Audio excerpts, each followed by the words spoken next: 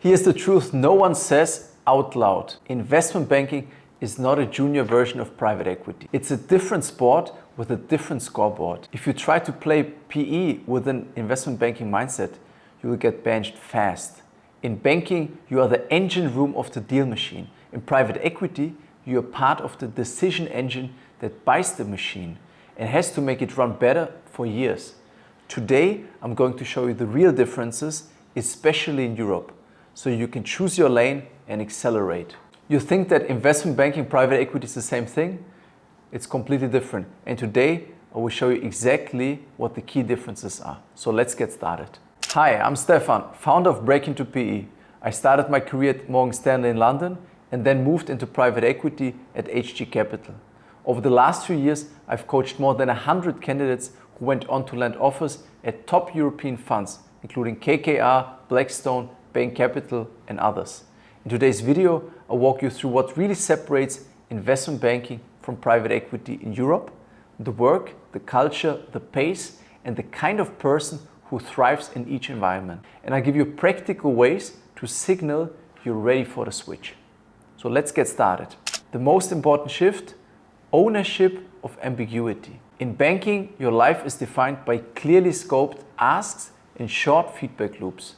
You get comments every few hours, decks come back with track changes, and someone is always hovering over the output.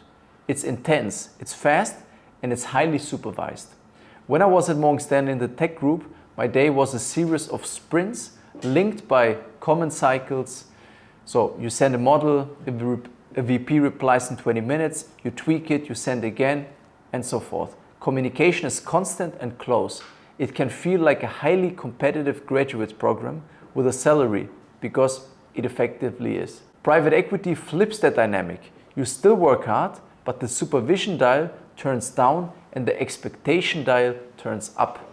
You're told the destination, should we buy this business, at what price, with what risks, and you're trusted to map the route. That means you need to define the work, not just execute a to-do list. No one hands you a perfect process. On a live deal, the junior often owns the model and runs the analysis that shapes the investment committee debate. Your numbers and your judgment can move millions. If the revenue bridge doesn't hang together, that's on you.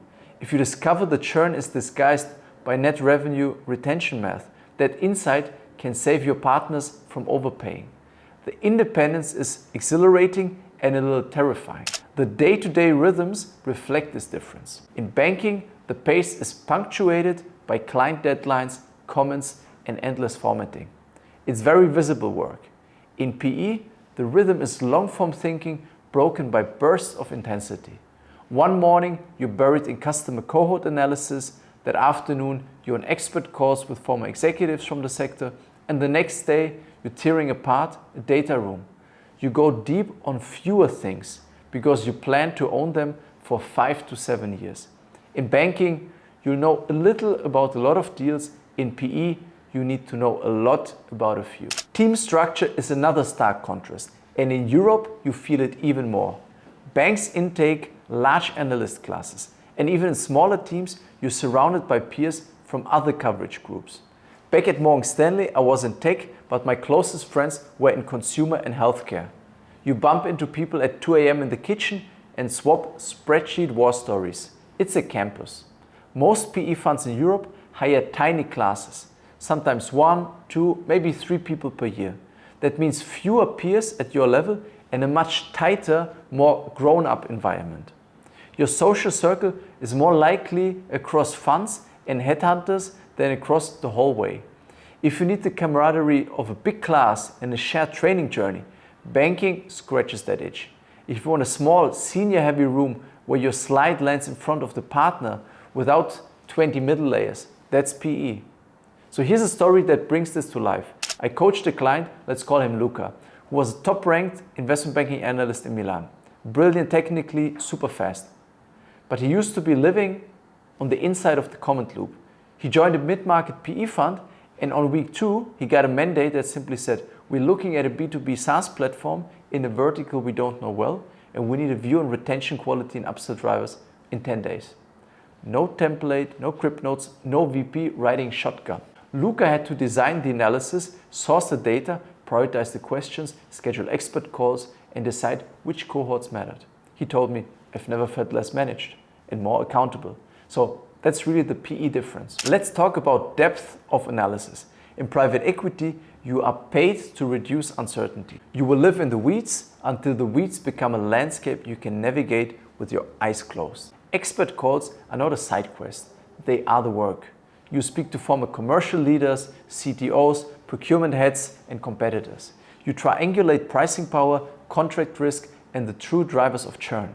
You build driver-based models where every line item has an evidence trail. In banking, you rarely get the time or the incentive to interrogate a market to that level. You sell the narrative and the numbers you can stand behind in a process-driven timeline. In PE, you're buying a reality that will punch back for years if you're wrong. Impact is different too, and juniors feel it. In banking, your impact shows up in client satisfaction and transaction execution. It's vital, but it's heavily supervised. In PE, as the junior who holds the model, your work can tip the scales at investment committee. You're not just producing, you're persuading internally. I still remember a diligence where my sensitivity analysis on customer acquisition cost versus lifetime value changed our view on what multiple we could pay. That analysis didn't get polished by 5 layers, it was mine. You grow up fast when the partner says, walk us through your rationale. Now, a word on culture and firm archetypes in Europe. The mega funds like Blackstone and KKR often feel closer to the large investment banks in terms of structure, training, and polish. Processes are industrial strength. You'll see sector boards, sophisticated operating teams, and a more standardized machine, just with an investor's time horizon. That suits people who love scale and pace and enjoy navigating high stakes, high structure environments. On the other hand, the mid-market funds across London, Paris, Munich, Amsterdam, and the Nordics can feel almost boutique. You may sit next to the partner who founded the firm, and your work bleeds directly into the deal thesis. You might go from evaluating a German hidden champion to a French healthcare roll-up within a quarter. The conversations are closer to entrepreneurial strategy sessions than to formal coverage meetings. European recruiting dynamics reinforce these cultural differences. The markets are more fragmented by language and regulation. A DACH-focused fund will expect you to be credible in German boardrooms. A Paris team may want you to operate fluently in French. A Benelux or Nordic shop prizes cross-border agility. Cycles can be less synchronized than in the US. And mid-market funds hire when they actually need someone, not just to fill a class. That means you win by being ready early, by building relationships with headhunters who specialize by country and fund size, and by signaling that you are a self-starter who can operate with limited oversight. The way you talk about your deals must show judgment, not just output. So how do you decide where you fit? And how do you prepare if PE is your goal? Ask yourself a few hard questions. Do you thrive on clarity and tight feedback, or do you get energy from picking a path through ambiguity? Can you design a work stream from scratch, or do you need a template to start? If someone says, we need conviction on pricing power, do you instinctively outline a research plan, or do you wait for a list of tasks? If you're moving from banking, start practicing the PE muscle now. Volunteer to lead a work stream on a pitch and produce a one-page thesis and why one sub-vertical deserves a premium multiple. Run your own expert outreach using alumni and friends and summarize what you learned as investable insights, not just call notes. Build a clean, driver-based model from scratch rather than editing last year's. Write a 2-page mini investment memo on a company you know well. Yes, even if it's just for yourself, and force yourself to articulate the risks, the mitigations, and the 2 numbers that matter the most. If you're in consulting, push yourself beyond slides. Own the model. Do the unit economics. Join commercial due diligence calls and try to predict what you'll hear before the expert picks up. If you're a graduate trying to go directly into PE in Europe, you don't need perfect experience, but you do need proof of independence. Intern in a small fund or search fund where you have to originate, screen, and form a view without anyone spoon-feeding you. Pick a niche sector, build a basic market map, and have a point of view on 2 assets you'd buy and 1 you'd pass on. In interviews, speak like a future colleague. You have to already think like an investor who will define the work, not a student waiting for a case prompt. Another client story illustrates this. Call her Anna, a consultant from Madrid. She targeted Paris because she spoke French and wanted more hands-on investing.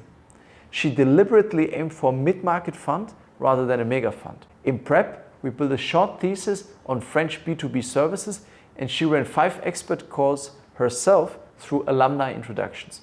Her write-up included a simple diagram of how procurement decisions are made in that niche, 2 testable theses about pricing power, and a view on what could break.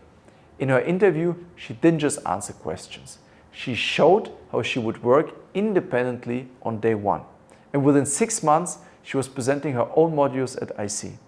Remember too that your personality fit matters.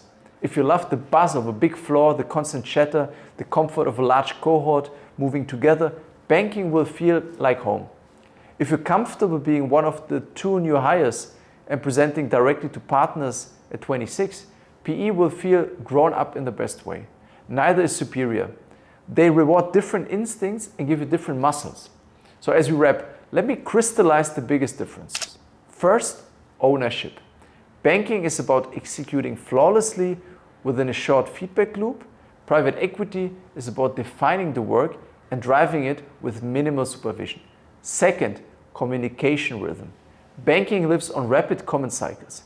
PE runs deeper, slower, analysis punctuated by decisive internal debates. Third, team texture. Banks have a large analyst class and cross-team social energy. Most European funds hire a handful of juniors, so it's tighter and more senior-facing. Fourth, depth and impact. IB sees breadth at pace. PE goes deep, and the juniors' model and analysis can directly sway what the firm buys and at what price.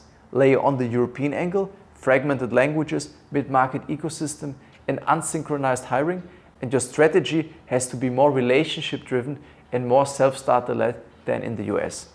If this helped clarify the difference between investment banking and private equity, especially here in Europe, do me a favor and hit like, drop a comment with any other content you'd like to see, and subscribe so you don't miss the next breakdown.